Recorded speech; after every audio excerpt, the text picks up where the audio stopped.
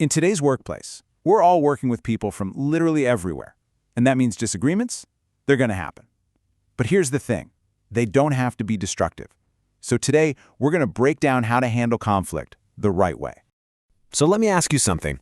When a disagreement pops up at work, what's your go-to move? Are you the type to face it head-on, or do you kind of hope it'll just go away on its own? Your answer matters a whole lot more than you might think.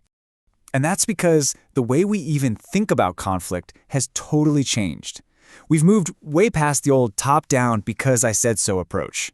Now, it's a whole new ballgame that demands cultural awareness, some real negotiation skills, and a bit of finesse. Okay, so why is this so critical right this very moment? Well, it all comes down to the changing face of our teams. I mean, globalization isn't just some buzzword anymore. It's a reality in our offices, our Slack channels, our Zoom calls. We're working with people from all over the world, which means we're constantly interacting with different assumptions, different values, different beliefs. And look, this diversity is a huge strength, but if you don't have the right tools, it can become a source of friction real fast. So, to manage conflict, we first have to understand what it actually is. Let's dissect this thing, shall we? At its very core, that's all a conflict is. It's a clash. It's not necessarily some big, scary fight or a battle. It's simply a situation where what I want is bumping up against what you want. And honestly, just understanding that simple definition helps take a lot of the fear out of the whole process. So, every conflict really has 4 key ingredients. It kicks off with a simple disagreement. Then, of course, you have the parties involved, the people. Third, and this one's the big one, you've got the underlying needs and values that are driving each person. And finally, you have the perceived threat. That's the spark. That's the feeling that your core needs are at risk. It turns a simple difference of opinion into a real, you can feel it conflict. Understanding these 4 parts is step 1 to picking the right response. So who's supposed to navigate all this? Well, more often than not, it lands right on the manager's desk. Let's take a look at how their role is evolving to meet this exact challenge.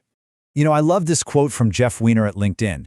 He calls it managing compassionately. And it's not about being right or wrong. It's about starting with the simple idea that your colleague literally might not have the same info or perspective you do.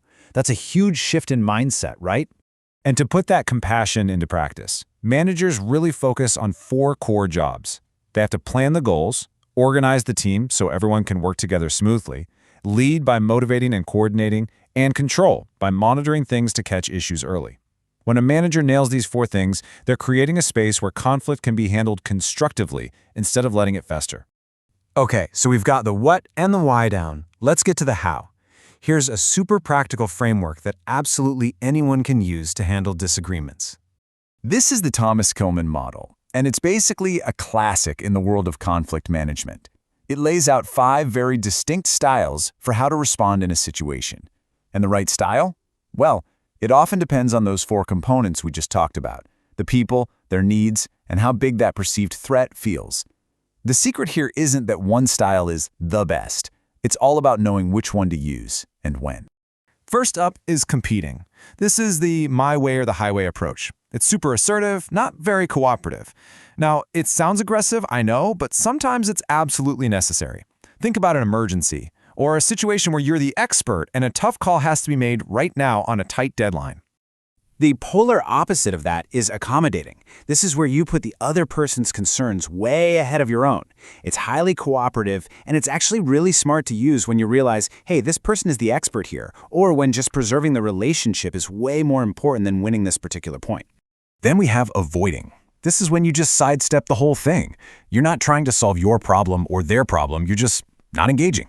You might do this when the issue is pretty trivial and not worth the energy, or maybe when you know you can't win and you just need to cut your losses. And now we get to collaborating. This is the one everyone strives for, the win-win. It's both assertive and cooperative. It means you really have to dig deep, understand everyone's underlying needs. Remember that 3rd ingredient? And then you create a totally new solution that satisfies everybody. It takes time, it takes effort, but the results can be absolutely incredible. And finally, there's compromising. This is the middle ground, the let's split the difference approach. The goal is to find a quick, acceptable solution that kind of works for everyone. It's practical, for sure, but it often means no one gets exactly what they want, and a lot of the time, it's just a temporary fix.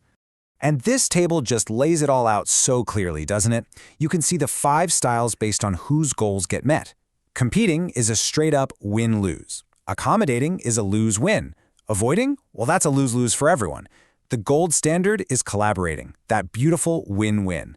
And compromising is sitting right there in the middle where you both win a little and lose a little.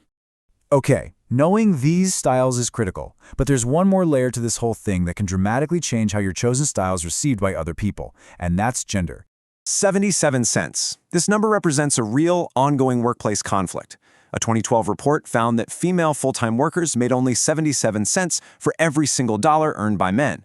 This pay gap is a source of systemic conflict, and it shows up all the time in smaller disagreements about salary, resources, and who gets promoted. So, a concept that helps explain the unique pressures women can face is called the double bind. It's basically a catch-22. It's when you get contradictory messages, so no matter what you do, you just can't win. Let's see how this actually plays out. This slide is incredibly telling. The exact same behavior can be seen in completely different ways depending on who's doing it. A man who uses that assertive, competing style, he's seen as a leader. A woman who uses that exact same style, she risks being called aggressive. A confident man is just confident. A confident woman might be called self-promoting. This is the double bind in action, and it makes choosing the right conflict style incredibly complex. So, as we wrap up, I really want to leave you with this. Knowing these 5 styles is one thing, but the real key here is self-awareness. Which style is your automatic reflex? And more importantly, are you consciously choosing the right style for the situation, or are you just reacting? The answer to that question, especially with everything we've just talked about, could change everything about how you work with other people.